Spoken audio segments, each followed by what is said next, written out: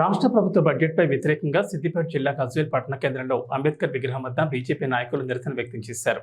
ఈ సందర్భంగా మాట్లాడుతూ రాష్ట్ర ప్రభుత్వం ప్రవేశపెట్టిన బడ్జెట్ పూర్తిగా రైతు వ్యతిరేక బడ్జెట్ అని, ఎన్నికల్లో ఇచ్చిన హామీలను నెరవేర్చడంలో పూర్తిగా వైఫల్యం చెందిందని, కాంగ్రెస్ పార్టీ మీద ప్రజల్లో వ్యతిరేకత మొదలైందని, రాబోయే స్థానిక సంస్థల ఎన్నికల్లో బీజేపీ సత్తా చాటడం ఖాయమని అన్నారు.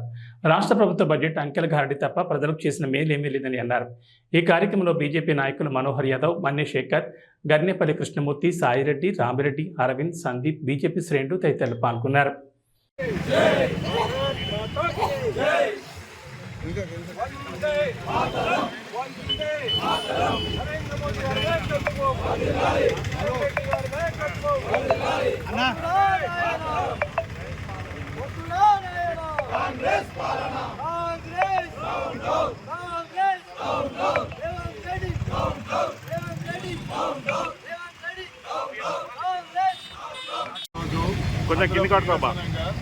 కాంగ్రెస్ వ్యతిరేకంగా కాంగ్రెస్ ఏం చెప్తుందంటే బీజేపీ బడ్జెట్లో జీరో ఇచ్చిందని. మరి కాంగ్రెస్ ఇచ్చిన వాగ్దానాలు ఒక్కటి కూడా దాని గురించి మాట్లాడడం లేదు.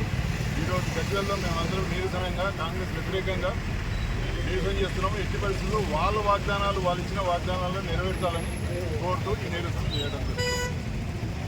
నిన్న శాసనసభలో రాష్ట్ర ప్రభుత్వం ప్రవేశపెట్టిన బడ్జెట్ చూస్తే ఎంత వివక్ష చూపిస్తుందో అర్థమవుతా ఉంది.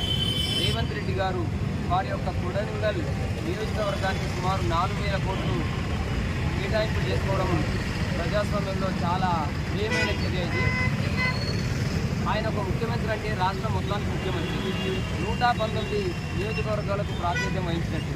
కానీ ఏంటంటే ఏకపక్షంగా మిగతా నియోజకవర్గాలను పక్కన పెడుతూ కేవలం తన సొంత ఎజెండా లాగా చేసి సుమారు 4,500 పైచిలకు కోట్లు వారి నియోజకవర్గానికి కేటాయించడం చాలా హేయమైన చర్య. ప్రజాస్వామ్యంలో ఇలాంటి పనులు చేయడం మంచి పద్ధతి కాదు. ఎందుకంటే ఎంతో హోప్స్తోని టీఆర్ఎస్ ప్రభుత్వాన్ని చెప్పి ప్రజలు ఓట్లేస్తే అన్ని నియోజకవర్గాలకు ఇట్లా కదా 3-4 కొడుకులుంటే వాళ్ళందరినీ ఇట్లా ఈక్వల్ చూడాను అట్లా చేయాలి. కానీ కేవలం ఏంటంటే భారతీయ జనతా పార్టీ మీద అబద్ధాలు మాట్లాడుతూ ఏం అలవాటు చేయలేదంటే అంటారు. ఒక్కసారి వారు పేపర్ చదువుకోవాలి. జిఎస్టీ రిటర్న్స్ అయితే ఏముంది, ప్లస్ ఏమేమైతే ఉన్నది, రాష్ట్ర ప్రభుత్వానికి అందరికీ కేటాయింపులు చేసింటే భారతీయ జనతా పార్టీ కేటాయింపులు చేసింది. అవన్నీ కూడా మర్చిపోయి నిస్సిగ్గుగా ఏంటంటే ఒక కొడంగల్కు మాత్రమే ముఖ్యమంత్రి అయితే ఆయన కేటాయింపులు చేశాడు. కావున దీని మీద మా పార్టీ పిలుపు మేరకు అన్ని కాన్స్టిట్యున్సీలో కూడా నిరసన వ్యక్తం చేస్తున్నాం. రాబోయే కాలంలో నిన్న ఈ కాంగ్రెస్ ప్రభుత్వం పేరుకు మాత్రమే ముఖ్యమంత్రిగా ఉన్న రేవంత్ రెడ్డి గారు వాస్తవానికి వారి క్యాబినెట్లో 10 మంది ముఖ్యమంత్రులు ఉన్నారు. నిన్నటి బడ్జెట్ చూస్తేనే అర్థమవుతుంది వారి కంట్రోల్లో ఏం లేదు. 10 మంది మంత్రులు వాళ్ళ శాఖలకు, వాళ్ళకు అవసరాలకు, వాళ్ళ కాంట్రాక్టర్లకు, వాళ్ళ మంది మాగులకు, వాళ్ళకు సంబంధించిన బంధువర్గానికి ఏ విధంగా కాంట్రాక్ట్లు, బిజినెస్లు, స్కీములు అప్పచెప్పుకోవాలో ఆ విధంగా మాత్రం డివైడ్ చేసినట్టు కనబడ్డది.